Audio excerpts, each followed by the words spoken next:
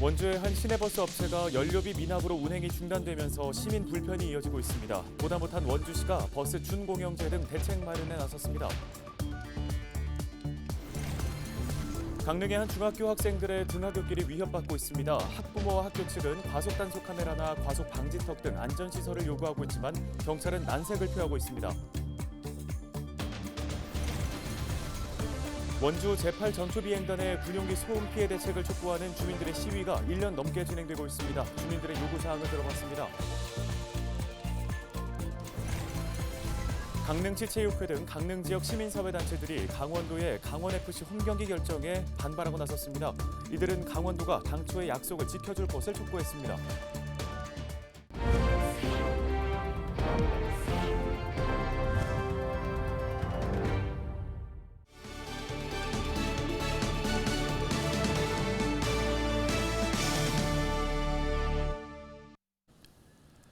시청자 여러분 안녕하십니까? 헬로티비 뉴스입니다.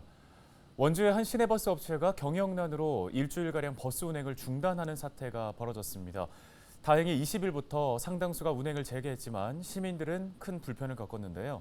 사정이 이렇게 되자 원주시가 준공영제 도입을 포함해 시내버스 체계 개편에 나서기로 했습니다. 보도에 김수아 기자입니다. 원주시 태장동에 위치한 한 시내버스 운송회사의 차고지입니다. 한창 운행을 할 시간이지만 버스들이 줄지어 멈춰서 있습니다. 버스 업체가 가스요금을 제때 납부하지 못해 연료 공급이 끊겼기 때문입니다. 해당 업체가 버스 운행을 중단한 건 지난 14일. 원주 시내버스 120대 중 무려 40여 대가 일주일가량 운행을 중단한 겁니다. 2년 전에는 원주의 또 다른 버스 업체가 경영난으로 부분 휴업에 들어가기도 했습니다. 시내버스 파행 운행으로 가장 불편을 겪는 건 서민들입니다. 버스 확실히 좀 주니까 좀 많이 불편했던 것 같아요. 가끔씩 택시 타거나 그 정도 했던 것 같아요. 상황이 심상치 않자 원주시가 대책 마련에 나섰습니다. 전문기관에 연구 용역을 의뢰해 원주 지역 시내버스 체계를 개편하겠다는 겁니다. 여기에는 시내버스 노선 일부는 원주시가 직접 운영하는 준공영제 방안도 포함됩니다. 원주시는 이러한 상황이 반복되어 시민의 발이 묶이는 일이 없도록 근본적인 대중교통 개선 대책 마련을 위해 모든 가능성을 열어놓고 다방면으로 검토할 계획입니다. 연구 용역은 10월에 발주해 8개월간 진행되면서 원주시에 가장 적합한 대중교통 모델을 찾을 계획입니다. 다행히 원주시의 중재로 버스업체와 가스업체 간의 협의를 통해 20일부터 멈춰선 시내버스의 80%가 운행을 재개했습니다. 원주시는 탑승객이 적은 이른바 비수익 노선의 버스 운행을 위해 원주 시내버스 업체 3곳에 최근 3년간 210억 원가량을 지원하고 있습니다. 헬로티비 뉴스 김수아입니다. 최근에 교통법규가 한층 강화됐지만 아직도 등하굣길 교통사고로 인한 안타까운 소식들이 전해지죠. 강릉의 한 중학교에서는 학교 주변에 사고 위험성이 높다며 안전대책을 요구하고 나섰습니다. 자세한 내용을 박건상 기자가 전해드립니다. 평일 오전 시간 언덕 위에서 내려오는 차량들이 빠른 속도로 질주합니다. 과속 방지턱 모양을 칠해놓은 곳도 아랑곳 없이 차량들은 속도를 줄이지 않고 내달립니다. 이곳 인근에 중학교가 있어 학생들의 등하굣길로 이용되는 곳입니다. 전교생 600명이 넘는 관동중학교 학생 중 상당수가 이곳을 지나 등하교를 하고 있어 교통사고 위험이 높다는 지적입니다. 이쪽에 등하교 하는 학생들이 상당히 많은데요. 아이들이 늦을 때는 막 뛰기도 하거든요. 근데 차들이 신호도 이제 무시하고 달리는 경우가 있어서 교동 택지에서 학교로 향하는 이 도로는 내리막길이라는 특성상 가속과 신호 위반이 항상 노출돼 있습니다. 그래서 아이들의 등굣길이 항상 위험에 노출이 돼 있는데 특히 도로변 주정차 차량으로 인해 사고 위험은 더욱 높아질 수밖에 없습니다. 학교 측과 학부모들은 이곳에 과속을 방지할 수 있는 시설물 설치를 요구하고 있습니다. 속도 방지턱이나 과속을 방지하는 시설이 설치되면 운전하시는 분들 입장에서는 다소 불편함이 따르겠습니다만은 이 학생들의 등하굣길 안전이 가장 중요하니까 우리 기성세대들이 조금은 그런 불편을 감수하는 태도도 필요하지 않을까 하는 마음도 듭니다. 이에 대해 경찰은 과속 방지를 위한 시설물 설치는 사실상 어렵다는 입장입니다. 현행 법규상 반경 2km 내에 동일한 시설물 설치를 할 수 없기 때문이라는 겁니다. 동일 노선에 2km 내에는 설치가 좀 힘든 걸로 알고 있습니다. 주차 가까운 율곡초등 학교인데 그 밑에까지 확대하기는 좀 어려울 것 같습니다. 경찰은 해당 학교 인근 도로에 대해 어린이 보호구역 지정도 현실적으로 어려운 상황에서 해결 방안을 찾기 위해 다각적인 검토를 벌이고 있다고 밝혔습니다. 헬로티비 뉴스 박건상입니다. 20일 춘천의 한 돼지 농장에서 아프리카 돼지열병 ASF가 추가 발생했습니다. 강원도 방역당국은 18일 돼지열병이 발생한 농장의 반경 10km 내 농장을 정밀 검사하던 중 추가로 돼지열병을 확인했다고 밝혔습니다. 해당 농장은 돼지 약 6천여 마리를 사육하고 있고 모두 살처분할 예정입니다. 올해 강원도 내 농장에서 감염이 발생한 건 이번이 네 번째인데요. 강원도는 추가 확산을 막기 위해 농장과 주변 도로를 소독하는 등 방역에 총력을 다하겠다고 밝혔습니다. 강릉시 체육회와 강릉시 축구협회 등 7개 시민사회단체가 강원FC 홈경기 부당 결정 철회를 요구하는 기자회견을 열었습니다. 이들 단체는 최근 강원도 경제부지사가 강원FC 홈경기를 현재처럼 춘천과 강릉을 순회 개최한다고 밝힌 것에 대해 강하게 반발하고 있습니다. 이들은 또 강원도가 스스로 내건 공모 제한 조건을 지키지 않은 불공정한 결정을 철회할 것을 요구하며 20일 김진태 도지사를 항의 방문했습니다.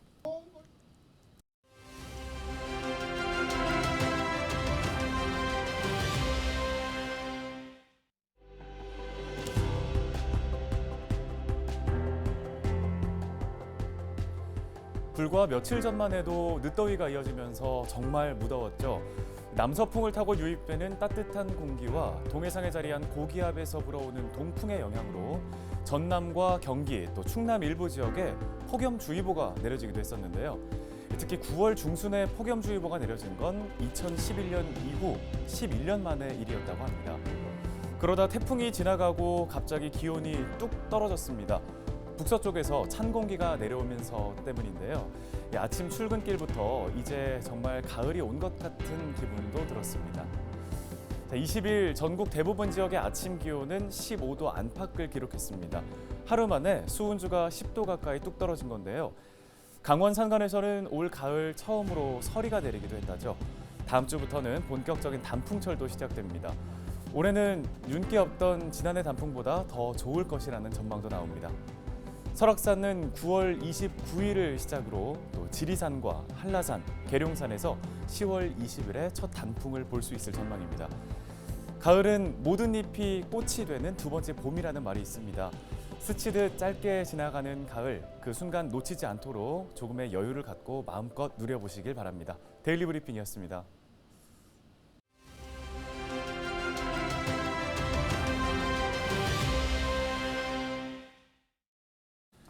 2020년 12월 7일부터 오늘까지 1년 9개월이 넘는 시간 동안 매일 아침 원주 제8 전투비행단 앞에서는 군용기 소음 피해 대책을 촉구하는 1인 시위가 진행되고 있습니다.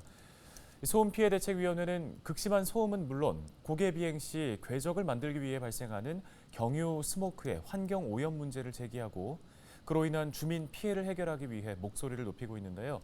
자, 오늘 이슈앤피플 시간에는 횡성 군용기 소음 피해 대책위원회 박재경 위원장을 연결해 직접 이야기 들어보겠습니다. 자, 먼저 위원장님, 매일 진행되는 1인 시위 외에도 지난 14일 충남 계룡대 공군본부 앞에서 원정 시위를 진행했다고 들었습니다. 이 어떤 부분들을 요구하는 집회였습니까? 지난 12월 27일 날 이제 박인호 전임 공군 참모총장과 면담을 했어요. 그때 저희들이 그 블랙 이글스가 내뿜는 스모크의 그 연막의 환경 유해성에 대해서 계속적으로 문제 제기를 했었고요. 그 과정 중에서 조금 어려움이 있었는데 어찌되었건 그러면 블랙 이글스가 내뿜는 그 스모크에 대한 성분 조사부터 한번 해보자라고 했고요. 저희들이 주장을 했고 참모총장도 약속을 했습니다. 적극적으로 협조하겠다라고 했고 1월 달에 이제 그 실질적으로 공중에서 성분 조사를 하기는 어려우니 지상에서 계류장에서 스모크를 발생시키고 그 부분을 포집해서 성분 조사를 하는 쪽으로 이제 의견이 모아져서 실사도 하고 실무적인 협의를 계속적으로 진행했습니다. 그런데 이게 그 시간이 가면서 군부대 측에서 적극적인 의지를 보이지 않았고요. 그래서 시간이 계속적으로 이렇게 그 딜레이가 되면 문제가 된다라고 해서 저희들이 조금 적극적으로 나섰죠. 그래서 성분 조사의 측정 방법이라든지 항목에 대해서 우리가 1차적으로 계획서를 만들어서 제시를 할 테니 그거에 대해서 검토해보고 그러면 그대로 시행을 하자라고 얘기가 됐습니다. 그런데 당초에 그게 이제 4월 달에 진행되었던 상황인데 5월, 6월, 뭐 6월이면 어느 정도 끝날 거라고 저희들이 예상했는데 계속적으로 뭐 공군 내에서 자살 사고가 일어나고 그다음에 한미연합 훈련 뭐 이런 기타 등등의 부대 내부 사정을 이유로 들어서 차일피일 미루어 온 게 지금 현재 시점까지입니다. 그래서 저희들은 참모총장이 바뀜에 따라서 지휘부로부터 실천 의지가 있느냐 이런 것들을 의심하게 됐고요. 이것 부분에 대해서 규탄하는 의미로 그리고 조속한 시행을 촉구하는 의미로 주민들이 원정 시위를 진행하게 된 거죠. 네, 그러면 문제 해결을 위한 앞으로의 대책은 어떤 것들이 있어야 할지 또 계획하고 계신 대응 방안이 있을지 말씀 부탁드립니다. 공군 측에서 지금 입장에서 할 거는요, 본인들이 약속한 부분을 조속하게 이행하는 겁니다. 그리고 주민들이 지금 이 문제를 제기해서 오랜 시간 동안 계속적으로 투쟁해오고 있는데 이 문제의 근본적인 해결 방안을 마련해야 됩니다. 공군 측에서는 블랙이글스가 국익의 필요성 때문에 존치가 불가피하다고 얘기합니다. 그렇다고 한다면 지역 주민들의 피해를 기정사실화하고 당연시하고 끝날 것이 아니라 피해받는 주민들의 이 피해를 후재 줄 수 있는 그리고 원천적인 문제 해결을 할 수 있는 방안으로 새롭게 중장기 전략을 모색해야 될 것이고요. 그리고 주민들 간의 신뢰를 얻기 위해서 본인들이 약속한 부분에 대해서는 조속하게 실행하는 것이 정답이라고 생각합니다. 그래서 예산이나 기타 여러 가지 문제점들을 들고 있는데 연간 국방부 예산이 57조가 넘습니다. 그중에 뭐 1, 2억 정도의 금액이면 말 그대로 조족지혈 아니겠습니까? 의지만 있다면 얼마든지 실천 가능하다고 봅니다. 저희들이 앞으로 그 요구하는 사항들은 만에 하나 이게 계속적으로 공군 측에서 시간 끌기를 하고 이행을 뭐 하지 않는다면 저희들은 이제 원정 시위가 아니라 그쪽에서 투쟁 거점을 마련하고 계룡대에서 지속적인 투쟁을 진행해 갈 거고요. 그다음에 전국 단위의 연대 조직이 마련되어 있습니다. 그러니까 그들과 연대해서 공군 그리고 국방부를 상대로 지속적인 투쟁을 전개해 나갈 계획입니다. 네, 알겠습니다. 여기까지 듣겠습니다. 횡성 군용기 소음 피해 대책위원회 박재경 위원장이었습니다.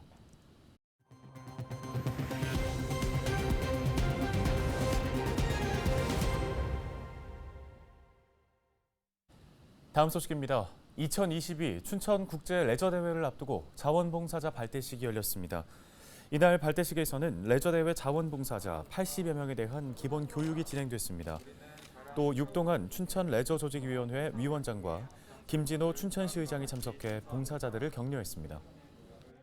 이번에 개최되는 레저대회는 그간의 어떤 피로감, 아쉬움, 답답함을 날려버리고 우리 춘천이 레저 도시로서 다시 또 발돋움할 수 있는 좋은 기회라고 생각하고 있고요. 2022 춘천국제 레저대회는 오는 23일부터 사흘간 춘천 송암 스포츠타운에서 개최됩니다. 원주시 코로나19 긴급재난지원금 접수가 26일부터 11월 4일까지 진행됩니다. 지원금은 한 사람당 10만 원이고 원주시 내에서만 사용할 수 있습니다. 사용기간은 11월 30일까지이며 기간 내에 사용하지 않으면 원주시로 귀속될 예정입니다. 원주시와 한국공인중개사협회가 지역 내 아파트 신규 분양에 따른 이른바 떴다방이 성행할 것을 우려해 단속에 나섭니다. 원주시 등은 최근 힐스테이트와 두산 위브 등 새 아파트 분양 계약이 시작됨에 따라 해당 견본주택 앞에서 천막 등 임시 중개 시설물을 설치해 중개업을 하려는 불법 부동산 중개 행위를 단속하고 있습니다. 원주시는 불법 투기 세력 유입을 막기 위해 견본주택 운영기관과 서류 접수, 정당 계약, 미분양에 따른 후순위 발표일까지 불법 중개 행위 단속을 이어나갈 방침입니다. 오늘 헬로티비 뉴스가 준비한 소식 여기까지입니다. 함께해 주신 여러분 고맙습니다.